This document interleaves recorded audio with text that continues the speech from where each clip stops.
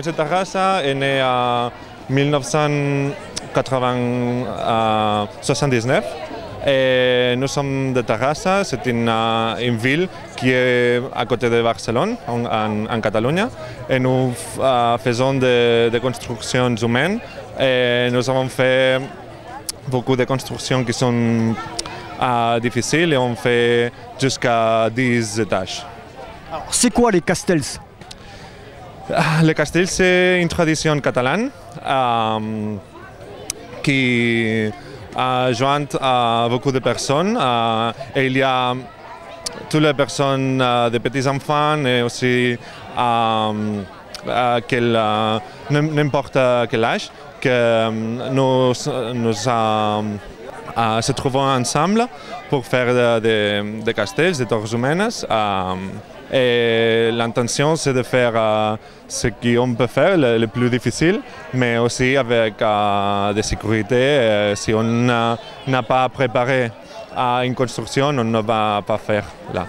C'est une tradition en Catalogne, mais il existe aussi des compétitions entre clubs.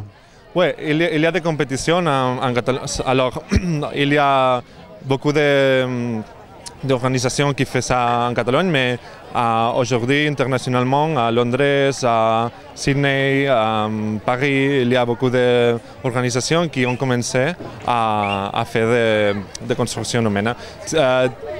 Normalement, ce sont des personnes qui proviennent de Catalogne et sont habitent là-bas, alors à Londres ou quelque chose.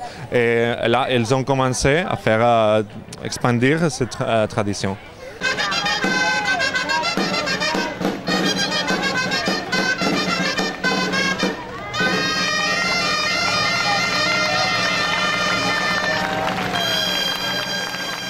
Comment l'association Mignots de Terrazza est-elle arrivée à Île-Rousse? Alors, ça n'a pas été difficile en fait, parce qu'ils sont dans le cadre d'une tournée européenne. Et comme on sait qu'ils font une tournée européenne et qui passait par la Corse, ils avaient 3 dates, il fallait trouver une troisième. Ils avaient Bastia et Corti pour les journées internationales des Corti. Et donc il fallait trouver une 3e date, et donc la Comitato Isolane s'est proposé de les faire venir sur Île-Rousse. Qu'est-ce que ça représente cette tradition chez eux? Chez eux, visiblement, comme nous on apprend les padiels, eux apprennent les casters.